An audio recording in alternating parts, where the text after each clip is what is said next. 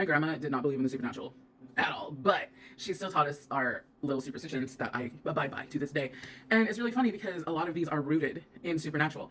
And I feel like they just come from a time when we weren't so skeptical, when people knew that other things were out there. And that's why we have a lot that have to do with like the woods and water and different times of day and doing different things at different times of day, like don't whistle at night, stuff like that. I experienced it secondhand, but I'm still fucking traumatized from it. And it's fucking insane because she doesn't remember it.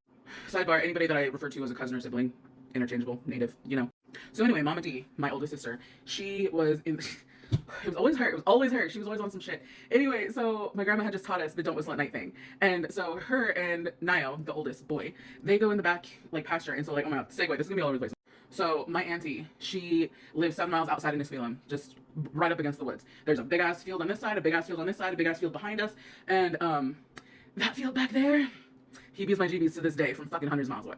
And not too long ago, my cousin actually caught a ghost on camera back there, but it's not the ghost. There's something else back there. There's something else back there that activates my fight or flight every fucking time I've ever been back there. Okay, so now you got the heebies. So, Dorina, my lovely Dorina, the skeptic that she was, she decided with Niall and a couple of our cousins to go back into that back pasture as the sun was going down. And she's like, we're gonna whistle and we're gonna prove that nothing happens. And that is not what happened.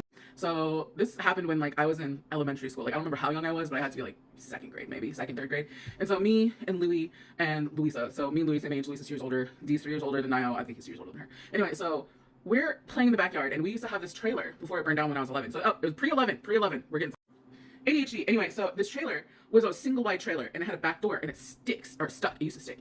And so me, Louie, and Louise were sitting in the backyard just playing as the sun was going down. We're getting ready to go inside, and then all of a sudden we hear screaming, and they're screaming and fucking sprinting from the back pasture, fucking down the little ravine thing through the creek, up the other side, and they're like fucking booking it, like run! And we're like, what? And so we, like, a couple people ran to the back door and it got stuck. And so the rest of us panicked because they're screaming, they're panicking, like it's traumatizing for us teeny kids. And so we went around the side of the house and go in the front door and always go thundering in. And of course the adults get pissed and they're like, what are you guys doing? And we're like, there's something out there. They didn't tell us what it was until we got inside, and then they tell us their story. Anyway, so what they said was they went in the back, and then Dee had the bright idea to whistle as the sun was going down. And at first nothing happened, and then they're just kind of like, okay, whistle at night, grandma, okay. And so they're walking back, and then they start hearing something following them in the brush, and it follows them, and then they hear like a bah, and they're like, what the fuck? And so they're like getting closer to the creek where we like cross over, and they turn around and they see this fucking man thing. It's standing there. It has fucking the bottom half goat, top half man. Big ass horns. They fucking ran. And I asked Dorina about it like a couple months ago, and she was like, oh yeah, I vaguely remember that. Vaguely? I am traumatized, bitch!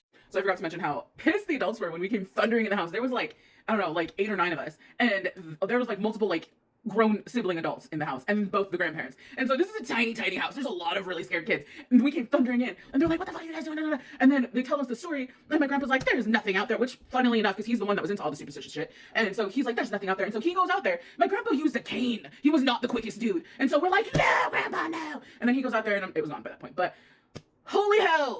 Anyway, let me know if you want to hear any more of my traumatizing reservation stories, because I have a few.